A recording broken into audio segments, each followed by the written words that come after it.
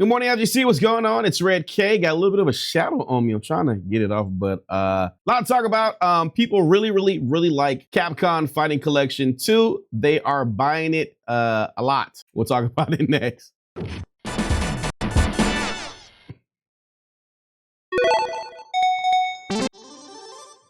And the Capcom Fighting Collection 2 is already out. I think I bought it day one. Haven't played it that much. I'm more of a Marvel vs. Capcom guy, but apparently Fighting Collection 2 hits the top selling games list in the US. And of course, the major game there is Marvel vs. Capcom. It's Capcom versus SNK 2, which is touted to be one of the best fighting games like ever. So you can see how that's a thing, right? Capcom Fighting Collection 2 released back in May. Revive a new set of arcade classics from modern age, and it seems to have gotten off to a strong start. Apparently, a lot of people are playing Power Stone on Power Stone. Has had a big resurgence since this has come out, man. Circana, firmly known as MPD, that gives you like the who sold what type of thing. I didn't know they were called Circana now. Okay, that's good. Just share the video game industry breakdown for the month of May, where the latest Capcom collection managed to make a list of top-selling games and titles. Another major recent fighting game remained absent. Oh, I wonder who they're talking about. I know who they're talking about. According to the report shared by Matt Piscatella, the Capcom Fighting Collection 2 hit in the top 20 games in the United States upon release. It was also like $40, so the price really helped out a lot as well. It did just barely make the list, however, since the collection came out on the 19th place overall. But that still should be a win in Capcom's book for a game that came out 20 plus years ago. You know what I'm saying?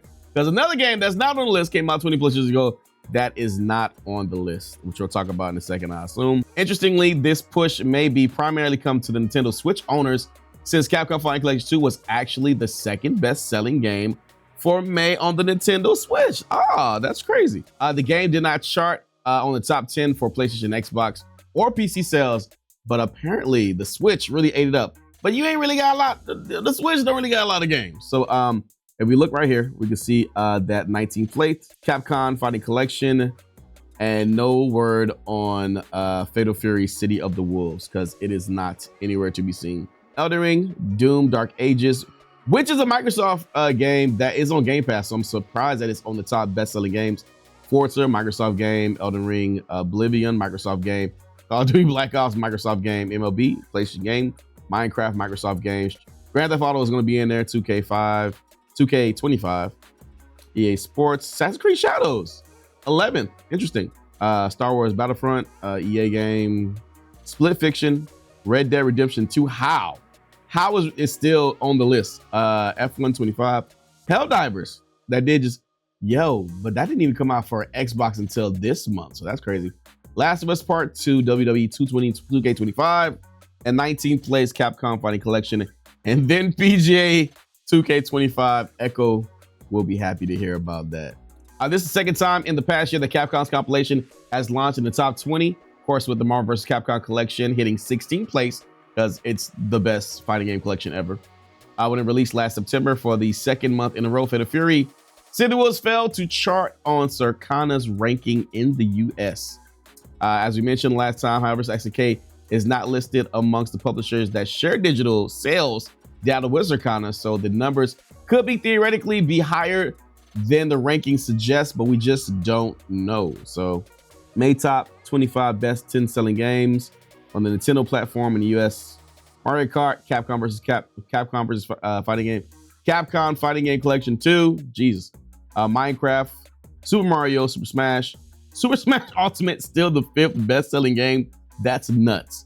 Hogwarts Legacy, Just Dance, Hello Kitty, Pokemon, and MLB The Show.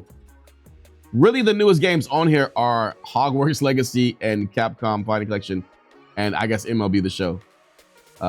You buy in the Nintendo for like 4 games. But after more than 2 months since launch, we still have no official word on how the new Fatal Fury has performed commercially.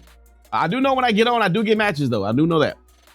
There was one bright spot for that City of the Wolves among the Steam's top 12 bestsellers for April, but it's failed to chart on PlayStation top downloads for the month too. And its home country, Fatal Fury, did not manage to debut in the top 10 in Japan, which is crazy.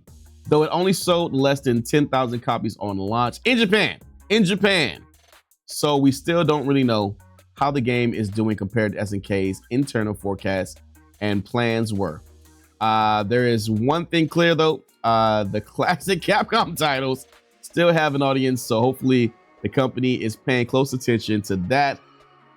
Even though I don't think we will be getting a Marvel vs. Capcom anytime soon, because Marvel Tokon is a thing, but hopefully one day we can get a MVC 4, not a Marvel Tokon, but it's going to be, if we get an MVC 4, it's probably like, if it happens, it's like 5 years away, at least.